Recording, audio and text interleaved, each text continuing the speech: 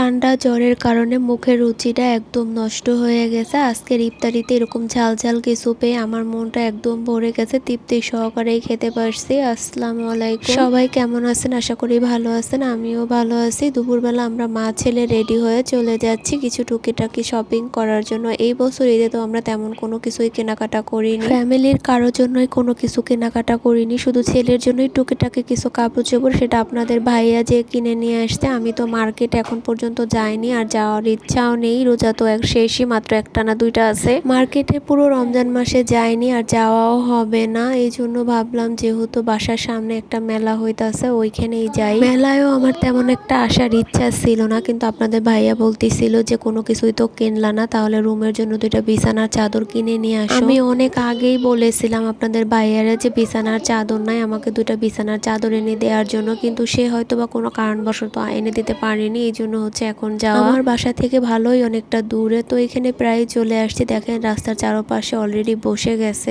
যেহেতু আমি দুপুরের সময় আসছি, জোহরের নামাজটা আদায় করেই হচ্ছে ছেলেকে নিয়ে বের হয়ে গেছি, কারণ বিকেলের দিক দিয়ে বেশি ভিড় হবে, এখানে হাঁটাই যাবে না, এরকম একটা অবস্থা। এই জন্য একটু আগে আগে বের হওয়া। আর বাহিরে এত পরিমাণে রৌদ্র, আমার ছেলে তো তাকাতেই পারতেছিল না, একদম ছোট বাচ্চাদের মতো চোখ বন্ধ করে আমাকে জড়িয়ে ধরে বসেছিল, আর বারবার বলতেছিল আম্মু রৌদ্র, আমি তাকাতে পারতেছিলাম না। তো যাই হোক, আমি মেলার ভিতরে একদম পুরোপুরি ভিতরেই চলে আসছি। এসে আর কি অনেকটা দোকান ঘুরে ঘুরে দেখলাম। এরপরে এই দোকানটার থেকেই হচ্ছে বিছানার চাদরগুলো নিয়ে নিছি। খুবই সুন্দর হয়েছে চাদরগুলো, বাসায় যেয়ে আপনাদেরকে আমি দেখাবো কিরকম কালারের নিলাম। আমার খুব ইচ্ছা ছিল দোনো রুমের বিছানার চাদরটা হচ্ছে একই কালারের নেব, কিন্তু একই কালারের পাওয়া যায়নি, এই জন্য দুই কালারের দুইটা নিচ্ছি। কেনাকাটা শেষ করে তারপর হচ্ছে এই যে নদীর পাড়ে একটু দাঁড়াইছি। এখানে প্রচন্ড পরিমাণে বাতাস হইতেছিল। আমার ছেলে তো অলরেডি গরমে একদম শেষ। আমি যেহেতু অনেকটা সময় ঘোরাঘুরি করছি, অলরেডি অনেক মানুষ হয়ে গেছিল মেলার ভিতরে। আমার ছেলে তো গরমে ঘেমে টেমে অস্থির হয়ে গেছে, বারবার বলতেছে বাসায় চলো। এই জন্য এইখানে এসে কিছুক্ষণ দাঁড়াইছি।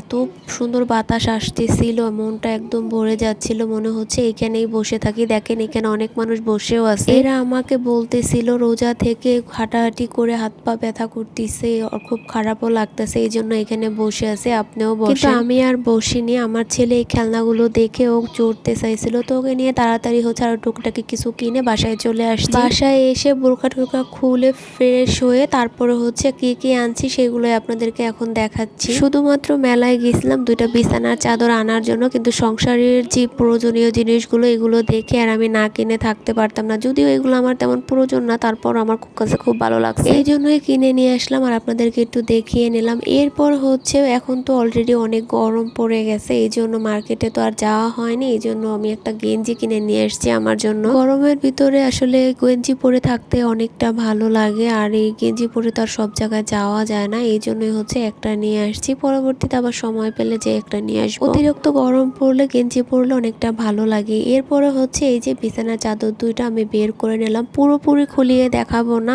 অল্প একটু একটু করে দেখিয়ে দেবো আপনাদেরকে। এই যে এই চাদরটা আকাশি কালারের যে চাদর, এটার সাথে কোলবালিশের কাভারটা আর কি কোনোভাবেই মিলতে ছিল না, তারপর অনেক কষ্ট করে একটু মিলিয়ে এই একটা কাভার আনা হয়েছে। আমার রুমের জন্য এর আগে কখনো এই টাইপের কালারের চাদর আনা হয়নি, এই ফার্স্ট টাইম। সবকিছুই আর কি ব্যবহার করে দেখাটা উচিত কিরকম হয়। আকাশি কালার চাদরটা হচ্ছে আমার রুমের জন্য, এই জন্য এটার সাথে কোলবালিশের কাভার নিয়েছি, আর এইটা হচ্ছে আমার শাশুড়ির রুমের জন্য, ওই রুমে কোনো কোলবালিশ নাই, এই জন্য শুধু বালিশের কাভার আর চাদর। দুটোটা চাদর দেখতে কেমন হলো সবাই কমেন্টে জানাবেন। আর এই দেখেন আমার ছেলের অবস্থা, তাকে নিয়ে যদি আমি কোথাও বের হই, সে যেটা দেখবে সেইটাই তাকে কিনে দিতে হবে। তার বাবা যদি দেয় আমাকে প্রয়োজনীয় কাজে 500 টাকা, তার পিছে আমার অলরেডি আরো 500 টাকা শেষ হয়ে যায়। চাদর কিনে আসার সময় বাসায় কিছু টুকিটাকি সবজির প্রয়োজন ছিল, সেইগুলো কিনে নিয়ে আসছি, তো আমি এখন সেগুলো বের করে নিচ্ছি। আজকে আমি অল্প পরিমাণে আনছি, যেটা একেবারেই না আনলে চলবে না সেটাই নিয়ে আসছি। আর আগামীকালকে যেহেতু আমি ঈদের বাজার করব, তো ওই সময় যা যা লাগবে সবকিছু কিনে নিয়ে আসবো। ধনিয়া পাতা আর মাছগুলো বের করে রেখে তারপরে হচ্ছে শসা আর টমেটোগুলো আমি একেবারে বের করে নিলাম। সব সবজিগুলো বের করে নিলাম এখানে। এখন এগুলো হচ্ছে ফ্রিজে রেখে দেবো, ইফতারির পরে হচ্ছে এগুলো আমি কেটে টেটে পরিষ্কার করে রান্না করব। এটা হচ্ছে ইফতারির সময়। আজকে আমি বাসায় কোনো ইফতারি এমনি বানাতে চাইছিলাম না, ভাবছিলাম চিড়ে দই দিয়ে ইফতারি করব, কিন্তু আমার খালা শাশুড়ির বাসা থেকে ইফতারি দেওয়া হয়েছে। ইফতারিগুলো দেখে তো আমি পুরো অবাক। খালাকে বলতেছিলাম খালা এত ইফতারি কেন দিছেন আমাকে, অল্প করে দিলেই তো হইতো, আমি এত ইফতারি সব খেয়ে শেষ করতে পারবো না। খালা বারবার বলতেছিল এতটুকু ইফতারিও তুমি খেতে পারবা না, কিন্তু বিশ্বাস করেন এখানে ইফতারির ভিতরে সবচাইতে আমার বেশি ভালো লাগছে এই হালিমটা। আজকে 3-4 দিন যাবত আমার ঠান্ডা জ্বর, কোনো কিছুই একবার খেতে ভালো লাগতেছিল না, মুখের রুচিটা নষ্ট হয়ে গেছে, কিন্তু এই হালিমটা দেখে আমার মনটা ভরে গেছে আর আমি তৃপ্তি সহকারে পুরো হালিমটাই খেয়ে ফেলছি। আমার কাছে খুবই ভালো লাগছিল। ভিডিওটা আর বেশি বড় করবো না, সবাই ভালো থাকবেন, আল্লাহ হাফেজ।